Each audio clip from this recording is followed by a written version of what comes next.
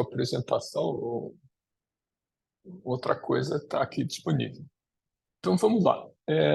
Essa apresentação é uma coisa que está sempre sendo modificada, onde a gente tenta resumir o que são esses Large Language Models e algumas ferramentas e aplicações que usam esse tipo de modelo.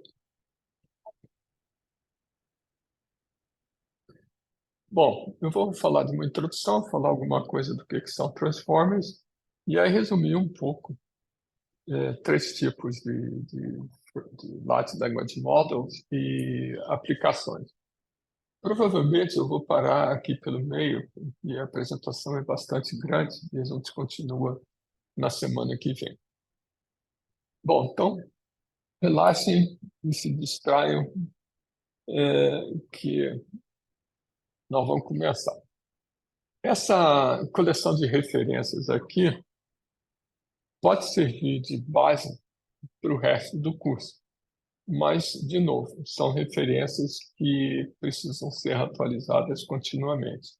Então, por exemplo, a referência básica dessa Large Language Model lá do Meta já tem uma nova, que é o Llama 2, que substitui o Llama. Então, isso aqui já tem que ser atualizado toda hora.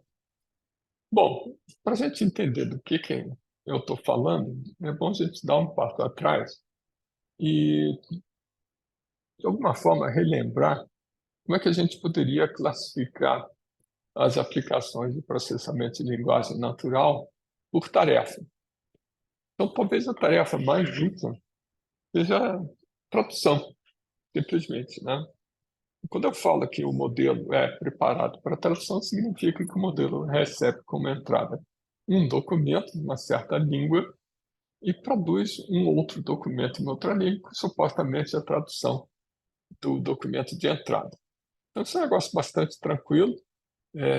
Todo mundo, eu acho que já deve ter usado o Google Translator uma vez na vida, outra na morte, e ele é muito bom, funciona bastante bem.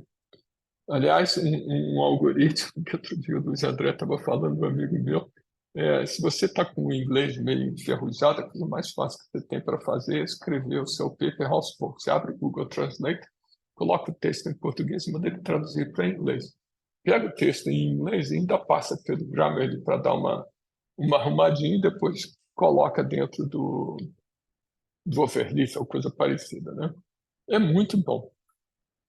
Isso normalmente funciona muito bem. Se comparado com o que existia há 20 anos atrás, é quase um milagre. A segunda questão que é bem popular é você fazer resumo, né? Peguei outro dia um paper interessante que ele quero estudar Large Language Models. Então, ele não só procurava papers sobre o assunto, mas preparava resumos para você automaticamente. Então, quando eu falo de resumo, pode ser resumir um texto.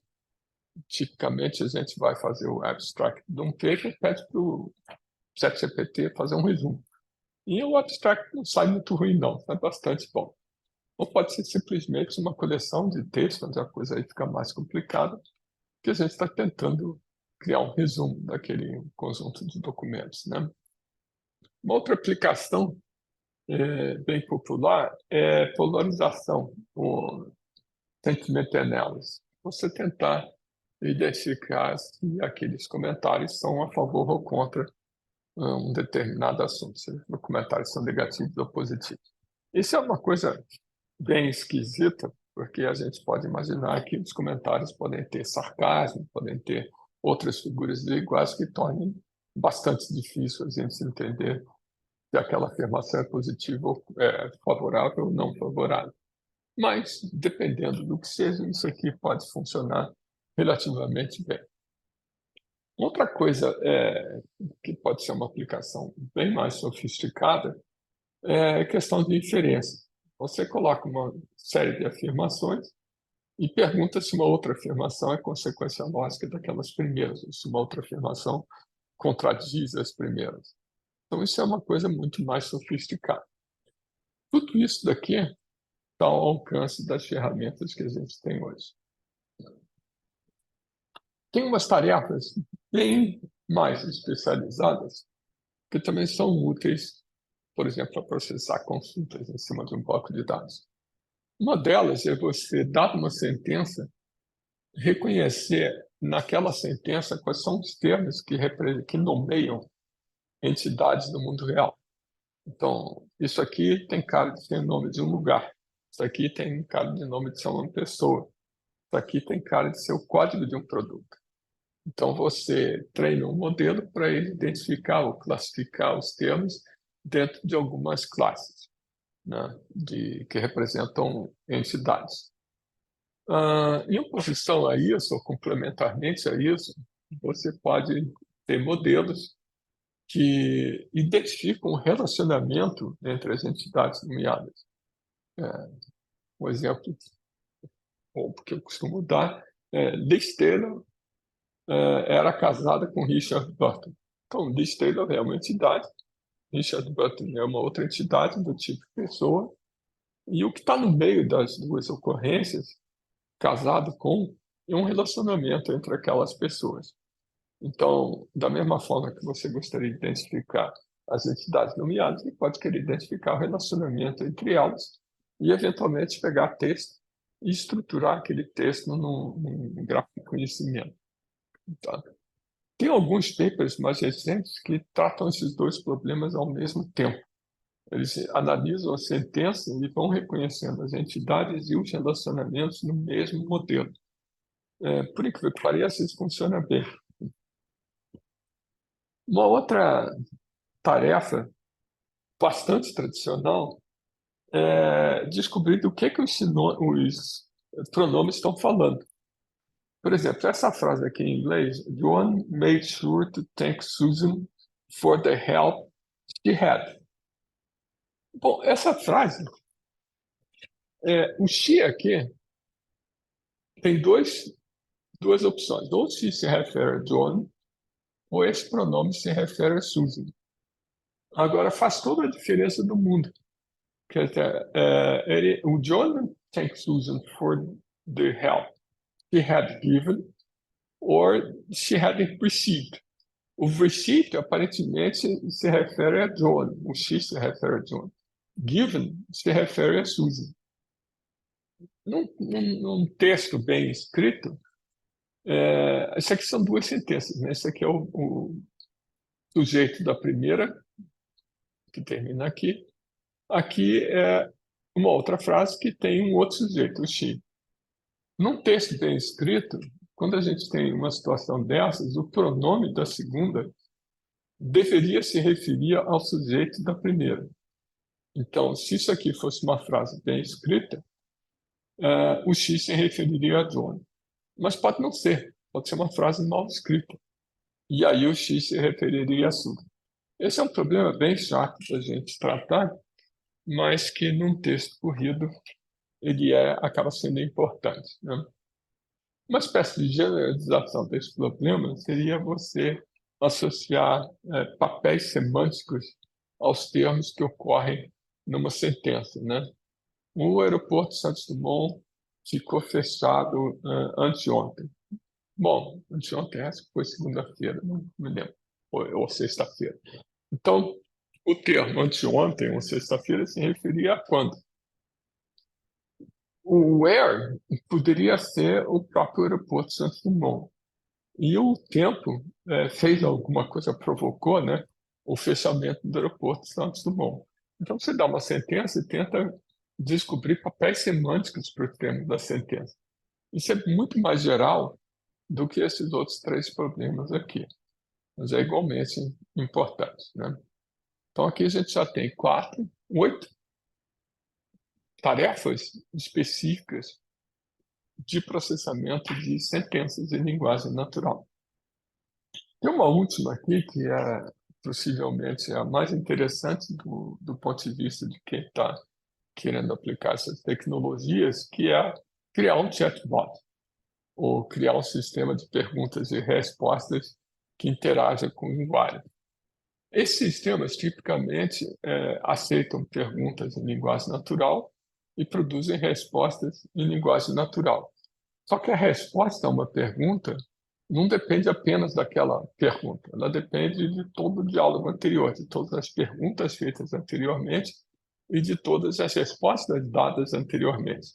Então, é de alguma forma necessário para construir um sistema desses minimamente inteligente que você guarde alguma coisa, uma abstração de como é que foi o diálogo até aquele ponto, né? E que tem alguma política de controle desse diálogo. Então, criar um modelo linguístico para diálogos, para construir diálogos relevantes, é uma coisa mais complicada do que criar um modelo linguístico só para entender uma sentença em linguagem natural. Aqui tem um problema de você controlar o diálogo, além de, obviamente, gerar resposta em linguagem natural. Em julho, eu viajei. Tinha um negócio, um aplicativo chamado Check My Trip, que eu costumava usar muito tempo atrás. Aí eu lembrei do Check My Trip e instalei o Check My Trip. Para minha surpresa, o Check My Trip antigamente, Check My Trip.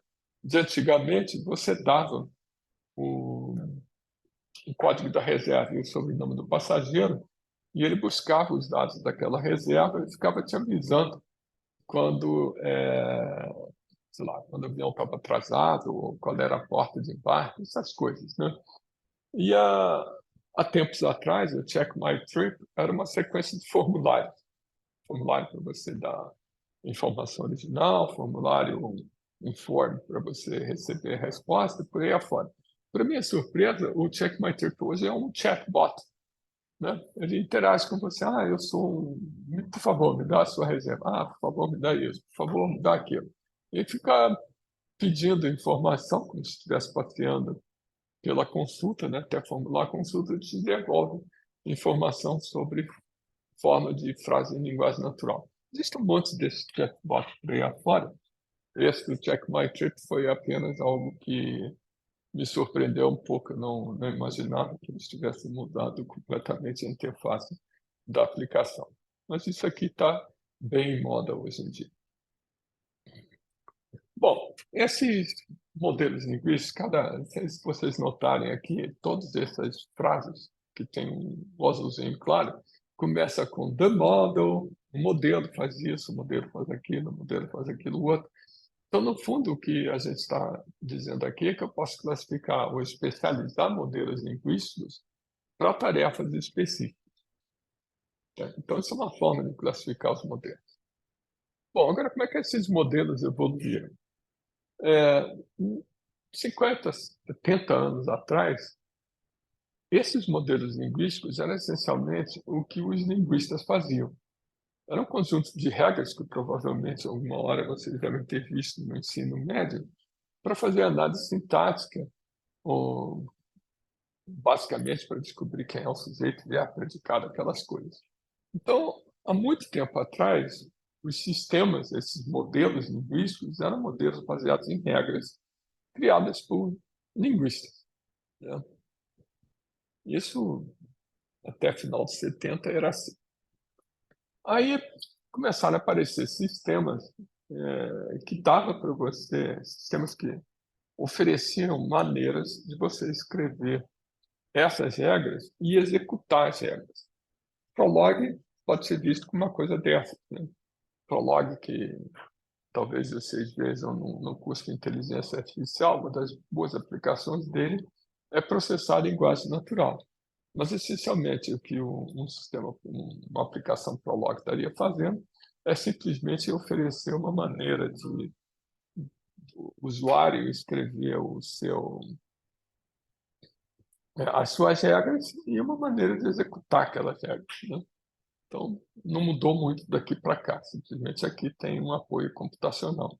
Eu cheguei a usar sistemas na década de 80 para processamento de linguagem natural, que era uma confusão pelos diálogos.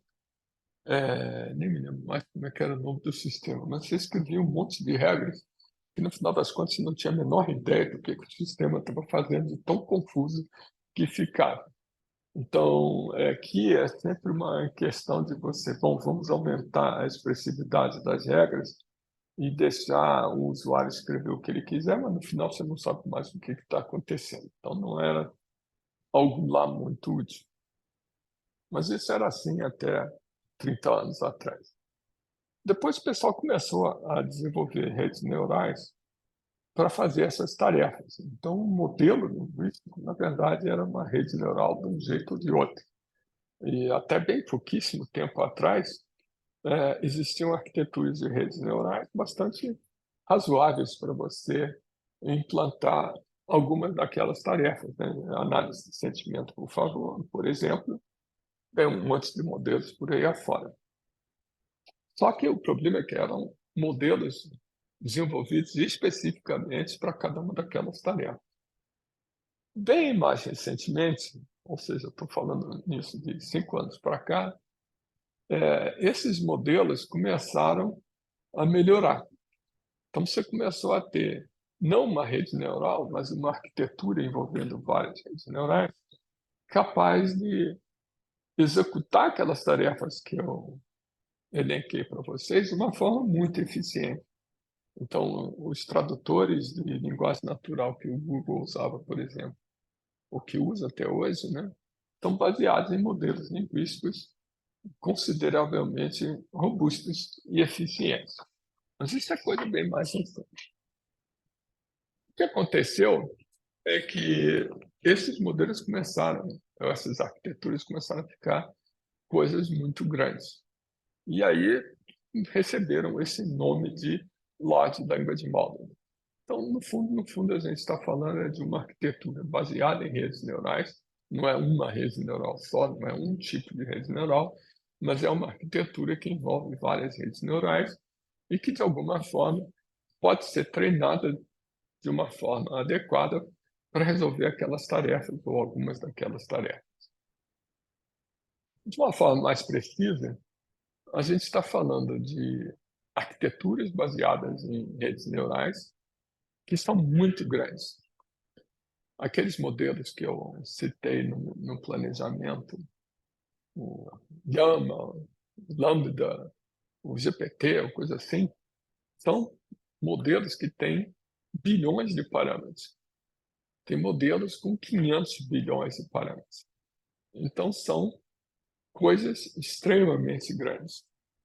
E eles são treinados em uma quantidade muito grande de texto, usando os self-supervision ou semi-supervised learning, quer dizer, tarefas que você, na verdade, pega texto e joga o texto para dentro para treinar. Não precisa, essencialmente, de interferência humana.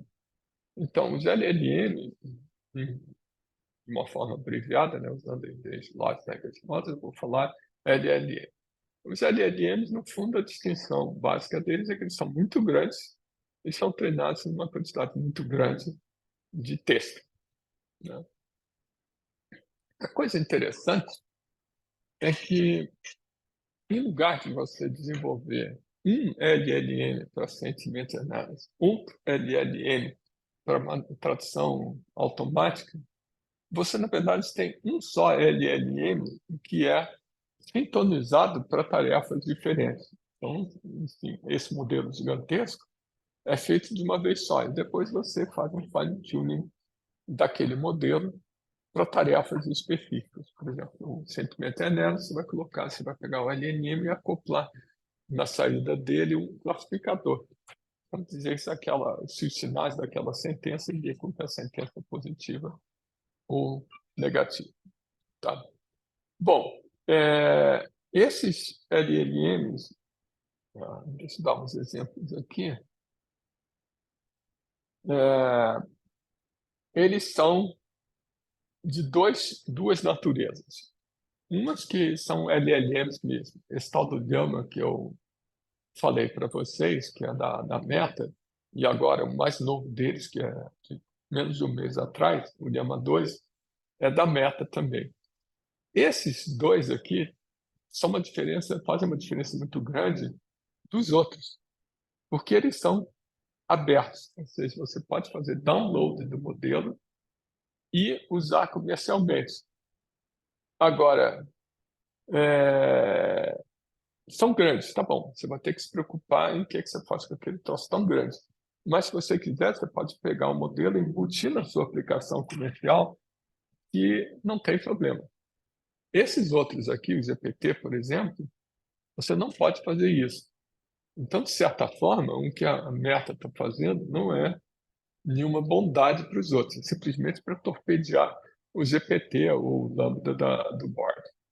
Então, nos últimos 1 ano e meio, você teve uma sequência de modelos bem significativa, onde a distinção das coisas feitas pela Meta é que isso é de domínio público. Você pode fazer o que quiser com aquele modelo, em oposição aos desenvolvidos pela OpenAI e pelo Google.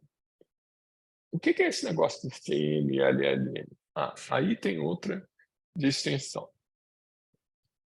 Os LLMs, do jeito que eu estou falando, eles são um modelo linguístico, alguma coisa que recebe uma sequência de string de texto como entrada e produz um string de texto como saída. Em última instância, numa forma assim, muito geral, muito superficial, é isso que eles fazem. Só que, quando a gente colocou para vocês essa figurinha aqui, essa figurinha aqui é mais do que isso. Essa figurinha tem o problema de você acompanhar o diálogo para produzir a resposta. O que um chat model é um modelo para você criar diálogos. Tipicamente é feito a partir de um modelo linguístico grande com algum treinamento específico para transformar o LLM num TM, num chat model. Existe uma outra terceira categoria de modelos que, no fundo, em algumas situações eles fazem sentido, que eles simplesmente pegam uma sentença de texto e te devolvem um vetor de números reais. O text embedding, que a gente pode até depois comentar em mais detalhe, é simplesmente algum modelo que transforma texto em vetor. E, no fundo, o que esses LLMs fazem é pegar esses vetores e combinar de maneiras diferentes, né? Então, a gente tem essencialmente dois tipos de modelo, o próprio LLM, o Chat Model, e um terceiro que é a variante desses, que é o Text Embedding. Então, até agora, o que eu fiz é listar uma coleção de tarefas e dizer o seguinte: olha, os modelos podem ser classificados pela tarefa que ele endereça. Eu agora estou classificando os modelos de uma forma um pouco mais específica para esse ponto. Ou ele é um modelo linguístico, ou ele vai ser um modelo de chat, né? Bom, por que isso é importante? Porque, por exemplo, o GPT-3 ele está aqui no final de 2021. O GPT-3 foi depois retreinado para ser um chat model. Então, a grande novidade, a parte mais interessante do ChatGPT foi ter pego um modelo linguístico, o GPT-3, e treinado esse modelo, o GPT-3, para seguir instruções, para virar um chat model. Então, esse modelo retreinado é o GPT 3.5. O GPT-4, na verdade, é um GPT 3.5 polido, né? Depois a gente pode até dizer o que é polido, mas, essencialmente, ele filtra os elementos tóxicos que existem na web, filtra menos, ou quer dizer, filtra adequadamente, sem jogar fora afirmações que poderiam ser aproveitadas por não serem tóxicas.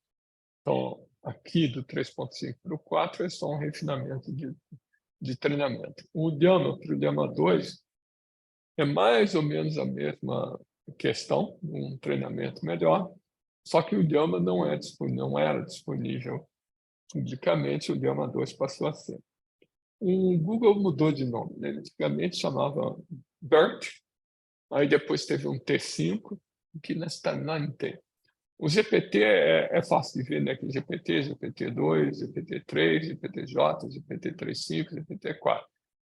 O Google, que a gente tem hoje, que é esse Lambda e depois o PaLM, é uma sequência de modelos grandes que começou com um modelo chamado BERT. Tem um BERT e o BERT multilingual, que é um pouco maior, para tratar de línguas que não sejam inglês. E aí esse BERT deu origem à variante, o Robert, todos eles tem um BERT no meio do caminho, o Roberta, o Gilbert e o Deberta, enfim, são variantes do BERT. E aí a Google, lá por volta de 2020, alguma coisa, publicou o T5. O T5 é ordens de grandeza maior do que o BERT. O BERT é mais ou menos fácil de a gente trabalhar, o T5 já é bastante pesado, já é muito mais difícil da gente trabalhar. Então, a sequência de nomes aqui dá a entender que essa é consequência desse. Essa é consequência desse. Agora, esse é uma evolução desse, embora tenha nomes diferentes, né? E aí vocês olham para cá, então o Google, o OpenAI, o povo do Facebook, são os grandes players aí desenvolvendo esses modelos. Tá? Agora, tem muito mais do que isso. Tá? Essa aqui era uma lista que eu peguei há 6 meses atrás. Essa lista já está bem maior hoje em dia. O Falcon, por exemplo, não está nessa lista. O Falcon nem está nessa lista, mas é um modelo bastante popular. Então, tem um monte de outros modelos aí que hoje em dia eu não usaria. Eu usaria esse daqui. Bom, quais são os desafios que a gente gostaria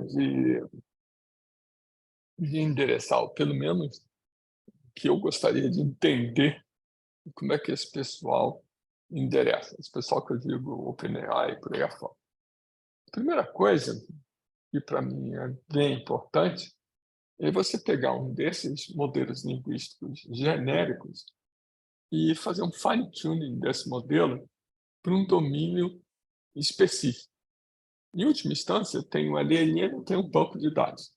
Como é que eu faço uma interface para esse banco de dados que use linguagem natural baseada no que o LLM oferece? Essa é, para mim, hoje, o que eu estou mais interessado, criar interfaces em linguagem natural para banco de dados baseado nessa tecnologia dos LLM. Se a gente for um pouco mais adiante para os chat models, de novo, qual é a diferença de uma coisa e outra? O LLM é um modelo linguístico. Dado uma sentença, ele produz uma outra sentença, que é uma continuação da primeira, por exemplo. Um chat model é mais do que isso. Ele pega uma sentença, consulta, pega a sequência anterior de consultas e tenta te dar uma resposta que seja uma espécie de continuação do diálogo. Então, eu tenho que treinar um chat model eu pergunto isso, você deve responder aquilo. Eu pergunto isso, você deve responder aquilo. Então, o treinamento é um pouco diferente. Essencialmente, é a diferença entre o 3. O GPT-3 e o GPT-3.5. O que a gente gostaria de fazer quando a gente treinasse um desses chat models? Qual seria o desafio? Bom, primeira coisa é você ser factualmente correto. É fácil a gente pegar respostas e aí não importa se é o ChatGPT, se é o Bard da Google ou se é qualquer outra coisa, é fácil a gente descobrir exemplos de perguntas que a resposta está errada. Uma coisa é a resposta está errada, outra coisa é a resposta você olha assim, parece que está certa, mas é um delírio lá do banco de dados. Quando do banco de dados do LLM. Se a resposta não faz sentido, é até mais fácil. Não faz sentido. Você olha assim, a resposta não faz sentido. Agora, se ela tem cara de estar correta, a coisa é mais complicada de detectar. O terceiro ponto que tem aqui é uma preocupação grande em todos esses grandes players, que é filtrar conteúdo tóxico. Por que isso aparece? Como eu vou acabar usando a internet para treinar meu modelo linguístico, o conteúdo tóxico que tiver na internet vai acabar permeando para dentro do modelo linguístico. E eu não quero que isso aconteça. No caso específico de diálogos, ainda tem uma outra questão mais precisa, né? O diálogo tem que ser alguma coisa que seja útil ao usuário. Você não tem que ficar igual o pessoal fala por aí, ficar dando voltas em cima do mesmo assunto e não ajudar o usuário a descobrir a informação que ele quer. Então, como você cria um chat model realmente produtivo é uma questão importante, né? Bom, a gente costuma ver na literatura o pessoal dizer, não, o GPT de vez em quando alucina. Bom, o que que significa isso? Pode ser uma contradição na mesma frase, né? Como esse exemplo aqui, o céu é azul hoje e o céu amanhã vai ser verde. Isso é meio estranho, né? Bom, a outra é, na própria pergunta, responder coisas que são contraditórias, mas não contraditórias na mesma sentença, contraditórias numa sequência de sentenças. A outra é você fornecer informação que é falsa. Falsa, o Barack Obama foi o primeiro presidente dos Estados Unidos. Não, isso é falso. Tá? Só que do ponto de vista linguístico, isso aqui é uma sentença perfeitamente formada, né? Bom, então tem uma porção de exemplos de interações com o ChatGPT, onde o ChatGPT fornece informação irrelevante ou contraditória, enfim. Eu vou gastar só um tempinho para falar um pouco sobre a tecnologia por trás desses LLMs. Acho que depois a gente vai certamente voltar a esse assunto em apresentações futuras. Essa, digamos,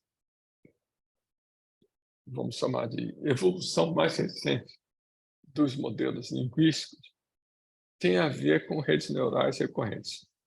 No seguinte sentido, você pode imaginar uma rede neural recorrente como sendo uma rede neural que, em certo momento, ela reinjeta na rede um estado intermediário. Ou, se vocês preferirem pegar a rede neural recorrente e expandir, digamos, cada passo da recorrência, o passo seguinte ele é consequência do passo anterior e de mais um pedacinho da entrada. Bom, qual é a saída? O que é que você extrai de uma rede neural dessas? Um certo vetor de números reais que representa, de alguma forma, a entrada. Mas a entrada depois que ela foi processada pelo passo anterior. Isso, assim, dito de uma forma extremamente simplória, né? Seria razoável a gente usar uma arquitetura dessa para processar texto, já que texto é uma sequência de palavras. Então, esse input 1 seria a primeira palavra do texto, input 2 a segunda, e por aí afora.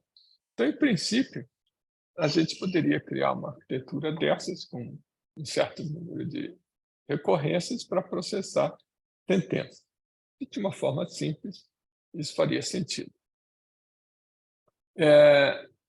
Uma arquitetura mais particular, notem que aqui é uma rede neural só, né?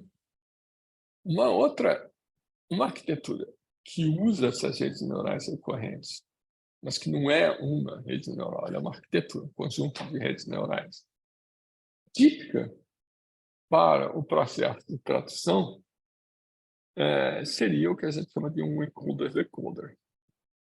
Um encoder-decoder é uma arquitetura que recebe uma sentença e produz outra sentença. Aqui a gente tem o mesmo, a figurinha que está aqui, ela está na horizontal, né?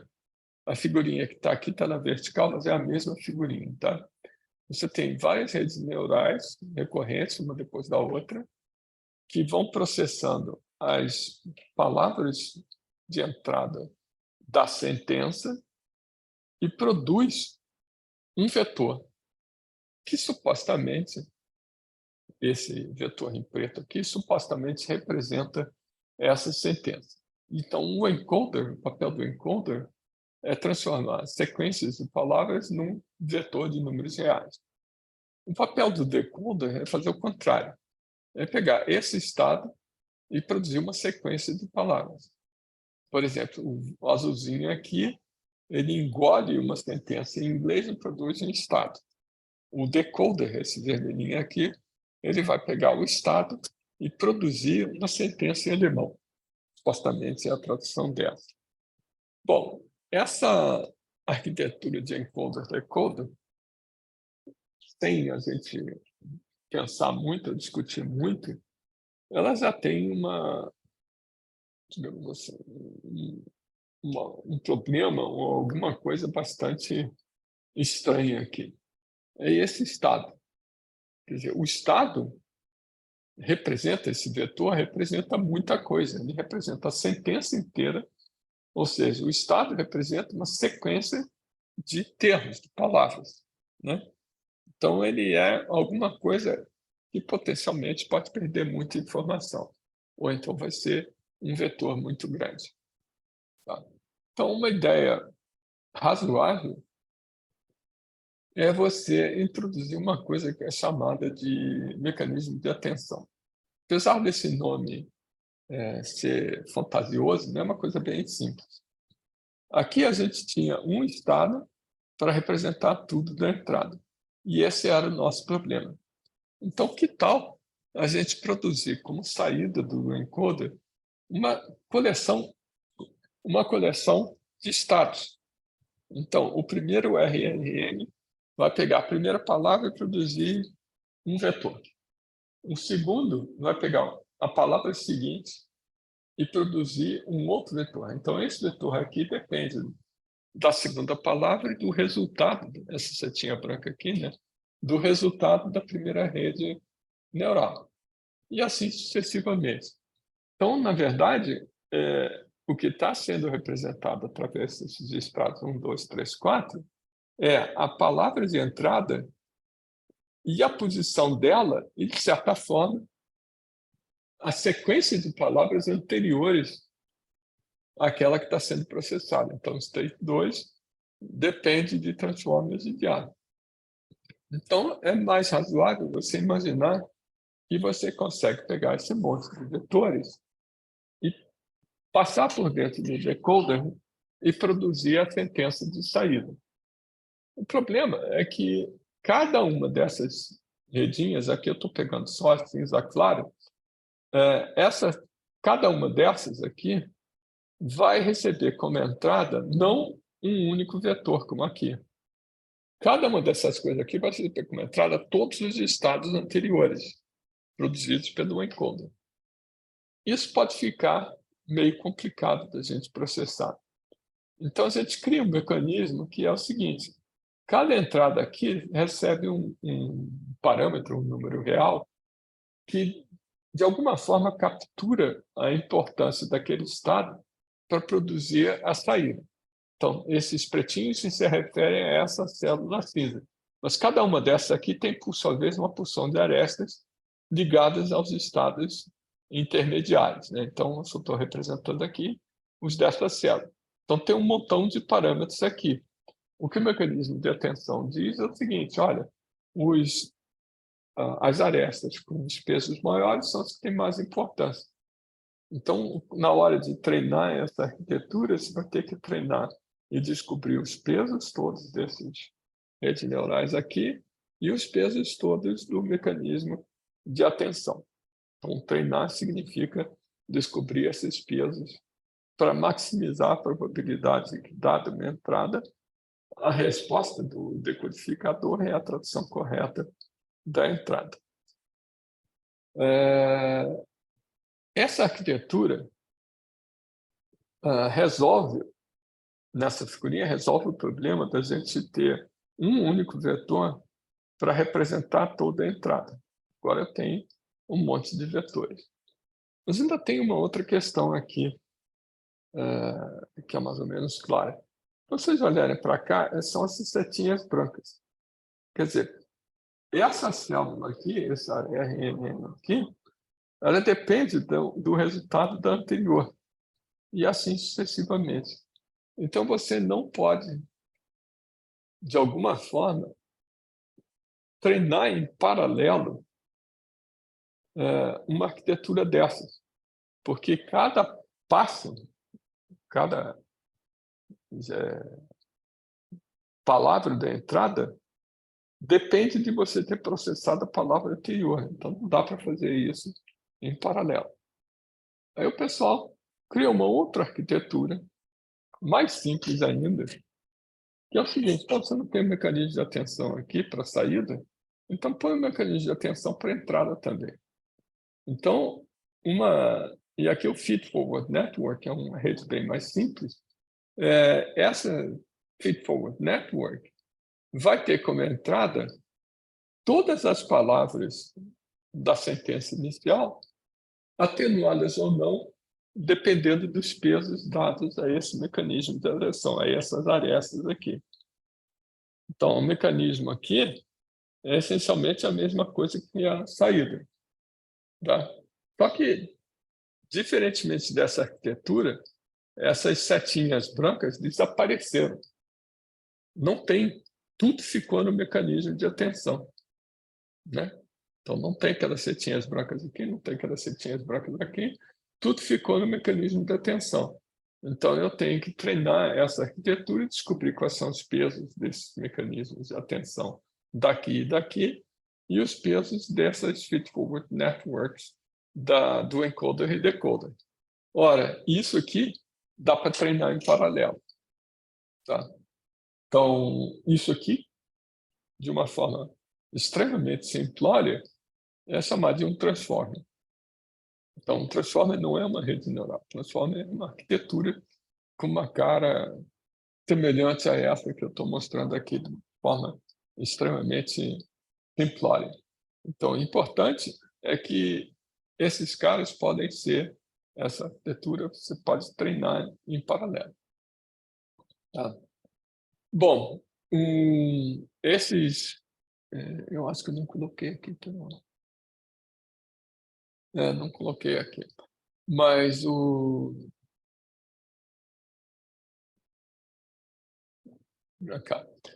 BERT é um modelo linguístico que só tem o codificador, ele não tem o decodificador.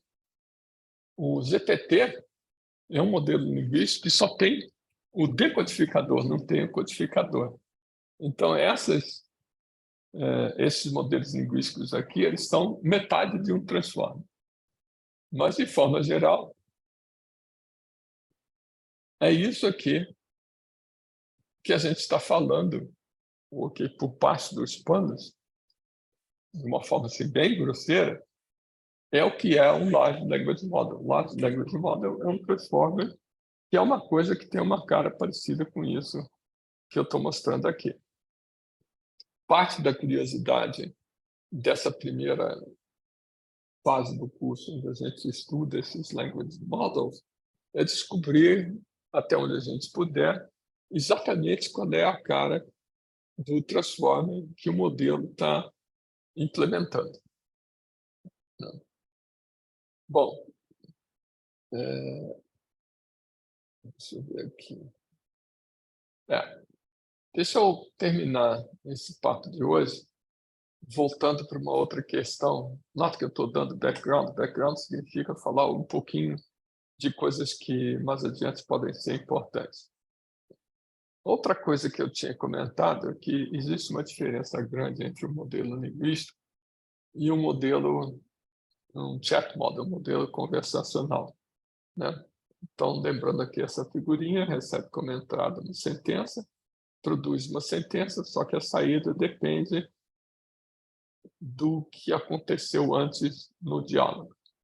Só para dar um exemplo de como isso pode funcionar, imagine um diálogo como esse que está aqui, 1 até 5. O Red Bull é ruim para você, ele pode matar você, quanto você pode tomar por dia, o que é taurine e qual é o efeito na sua saúde. Nota que tem algumas coisas aqui. Né? Aqui aparece o termo Red Bull, então, aparentemente, o diálogo se refere a esse objeto. Tá? Em um certo momento, o diálogo muda de foco, ele passa a ser o taurine. Tá? Então, a gente pode de alguma forma, identificar que Red Bull é uma entidade nomeada, que Taurine é uma entidade nomeada, e isso são coisas relativamente fáceis de fazer. O problema começa aqui. A segunda pergunta do usuário, can it kill you? Vem o problema de você descobrir a que se refere esse pronome. Lembrando daquele comentário que eu fiz, que o pronome normalmente se refere, ou deveria se referir ao sujeito da frase anterior, é razoável esperar que esse pronome aqui se refira a Red Bull, que é o foco do diálogo até então, né? Diálogo 1, diálogo 2. Quando o usuário submete a terceira frase, já é um pouquinho mais complicado. Primeiro que não aparece o pronome aqui. How much can you drink it in a day? Se aparecesse o it aqui, ele teria o mesmo tratamento desse, seria o Red Bull, só que ele não aparece aqui. Implícito, ele está implícito, né? Mas você, de alguma forma, criou um foco no Red Bull e as frases 2 e 3 não mudaram o foco. Continua sendo Red Bull. Então, qualquer interpretação dessas duas sentenças tem que admitir que o foco daquele diálogo é essa entidade aqui. Aí, quando aparece a quarta, what is Taurine, é como se o usuário estivesse mudando o foco da conversação. Isso acontece com dois seres humanos conversando. De vez em quando você muda o foco da conversa, mas às vezes você, ou com frequência, deveria avisar ao seu interlocutor, legal, vamos mudar de assunto agora. Esse diálogo aqui não tem essa, vamos mudar de assunto. Se tivesse, era mais fácil, né? Então, o sistema que estiver processando esse diálogo tem que descobrir que agora o foco da conversa é Taurine e que, portanto, mudou o foco. E que, portanto, esse it aqui não mais se refere a Red Bull, mas a Taurine. Então, esse problema de você ter sequências de afirmações que estão interrelacionadas e que devem ser tratadas em conjunto é um problema que qualquer sistema de chat deve levar em consideração. Então, é mais do que processar uma sentença de cada vez, é processar uma sequência de sentenças. Bom, mas eu estou falando aqui há um monte de tempo, eu vou deixar para semana que vem a gente falar um pouquinho dos três grandes modelos de linguagens que aparecem por aí, o do OpenAI, o do Meta e o do Google. Eu tenho bem menos informação sobre as coisas do Google do que a gente tem sobre essa história daqui. O resto dessa apresentação, daqui para baixo, eu talvez nem cubra, porque é bastante extensa, e é sobre aquela história do language chain, por aí afora, que são os frameworks, né? Então, os próximos passos é a gente cobrir esses três tópicos aqui, para que a gente possa, depois, vocês, no mês de setembro, continuarem a discussão.